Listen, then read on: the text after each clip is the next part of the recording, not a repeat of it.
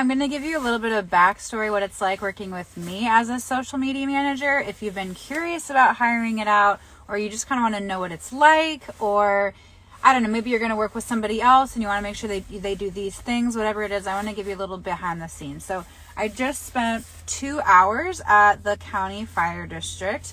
So I've been working with them for a little over a year, maybe a year and a half. So things are going great. We like each other and they're great clients. And I think they like working with me too because they have me back every month. So here's what we do, right? So I am not a subject matter expert. So I can definitely look for content ideas. I'm looking for trends. What my goal is I want the public to see what they do and number one, be aware of it. And I want them to be in awe and inspired about it. And I also we want to show the district, we want to show their wisdom and their depth of knowledge and their commitment to their practice. We want to show the team and the behind the scenes. We want to show the leadership part of the team, but also the rest of the team that supports the entire district and all their emergency efforts. So the way that we do that, the way that we work together to accomplish this is, I might come to a session where I'm filming content. I'm going to come with some questions. So I have a set of interview questions. Sometimes I use ChatGPT to look for ideas and make sure I'm not missing anything. But I'll ask things like, tell me your name and your position. What's your favorite thing about this job? What's your favorite thing about living in Walla Walla in this town? What's your favorite type of training? What's something that you wish every civilian would know? And I kind of have these questions. How do you recover after a long shift? So I sort of keep doing these questions. That way I can make a montage video. But I liked so much to get them to talk because I am not a subject matter expert. I can't talk about fire service and hose deployments. And God, there's so much. So their knowledge base is so specialized that I literally can't talk about it and do it any justice. So in order to do what I need to do is I get them to talk as much as possible, and then I organize that footage and I transcribe it. So now that I've gotten a bunch of talking videos, I'm going to do some basic color grading, and then I'm going to upload the videos to Google Drive. Google Drive has an integration with my desktop, so I can easily just drag that file over into Descript, and or another one I really like is otter.ai. I can drag a 5-minute video in there, and not only will it transcribe it, but we'll also put talking points or this is, kind of timestamps of when they talked about different things. So that helps me stay organized, and then I put that in a log because as I months down the road, I don't want to go back and record the same video. I want to know, I already had that, or we talked about that in a long form video, but now we can talk about that in a short form video. We can talk about that same concept in a carousel. So that's a little bit behind the scenes. So when I show up, I have, this actually came in really handy. This is my mobile battery pack, and I ran out of battery right in the middle of filming. So I have this, I have my tripod, I have my phone that I'm on right now that I'm going live on, and then I have the little microphones, and then I also had a shot list, and these are my microphones, by the way.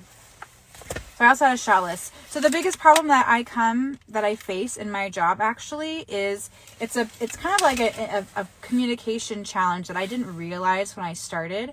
Is a lot of people hate being on camera. Who would have thunk? Oh my gosh.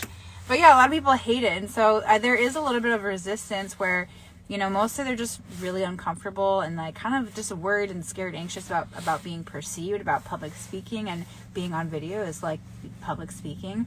And so there's also, I think in this organization, there's such a tight-knit organization. Well, in other organizations too, other companies I work with too, there's such a tight-knit organization that I feel like I have to really put them at ease and let them know that I really do have their best interest in heart.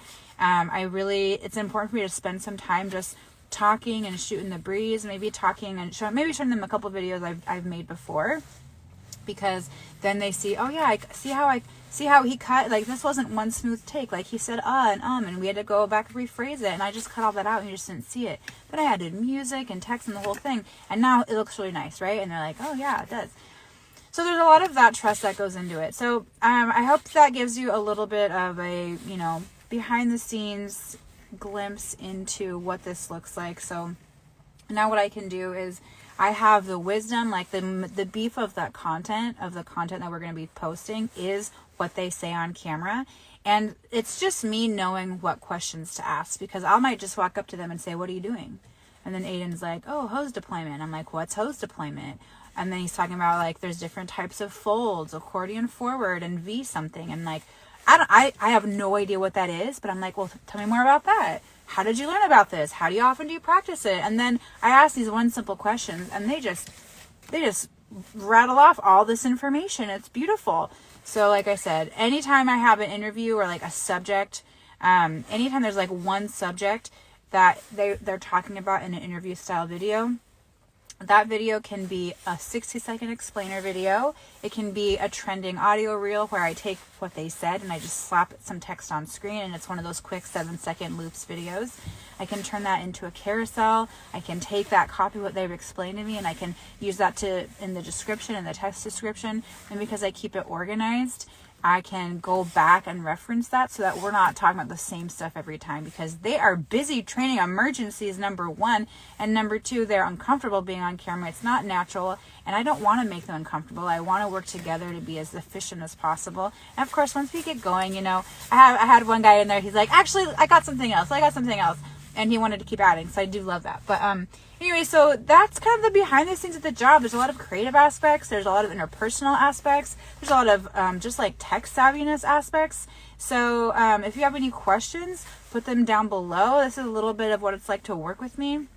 And I'm very committed to being even more organized, streamlining my processes even more. If you have any questions that I didn't answer, send me a message, put them in the comments. I hope this is helpful. Bye.